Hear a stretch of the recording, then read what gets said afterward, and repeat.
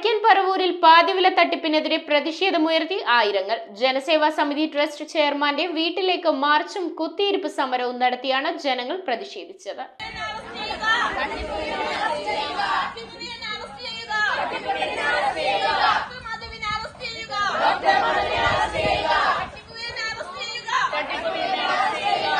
വൻകിട കമ്പനികളുടെ CSR fund ഉപയോഗിച്ച് പാതിവിലയ്ക്ക് 2 വീലർ നൽകാമെന്ന് പറഞ്ഞ് സംസ്ഥാനത്തുടനീളം കോടിക്കണക്കിന് രൂപയുടെ തട്ടിപ്പ് നടത്തിയവർക്കെതിരെയാണ് വടക്കൻ പറവൂരിൽ പ്രതിഷേധം ശക്തമായത്. 2000-ലധികം പേർക്കാണ് ഇരുചക്രവാഹനത്തിന്റെ പേരിൽ വടക്കൻ പറവൂരിൽ നിന്ന് മാത്രം പണം നഷ്ടമായത്. ജനസേവാ സമിതി ട്രസ്റ്റ് ചെയർമാൻ ഡോക്ടർ മധുവിന്റെ വീട്ടിലേക്ക് മാർച്ചും കുത്തിയിരിപ്പ് സമരവും സംഘടിപ്പിച്ചാണ് ജനങ്ങൾ പ്രതിഷേധമുയർത്തിയത്. പണം തിരിച്ചുകിട്ടും എന്ന പ്രതീക്ഷ നഷ്ടമായ സാഹചര്യത്തിലാണ് പ്രതിഷേധമുയർത്തിയതെന്നും പ്രതിഷേധത്തെ പോലീസ് അടിച്ചമർത്താൻ ശ്രമിക്കുകയാണെന്നും സമരക്കാർ ചൂണ്ടിക്കാട്ടി. വീട് കയറിയുള്ള സമര നടപടികൾ നിർത്തലാക്കണമെന്നും അല്ലാത്തപക്ഷം സ്വമേധയാ പോലീസ് കേസെടുക്കുമെന്ന് പോലീസും വ്യക്തമാക്കി. News bureau, Paravur.